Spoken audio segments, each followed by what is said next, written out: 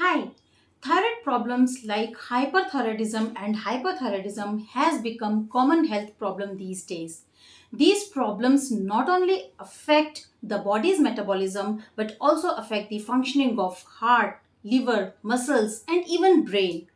I invite you for a weekly mastermind class for this session on thyroid disorders and how we can cure them naturally. So join me sharp at 9 p.m. on Wednesday. Thank you.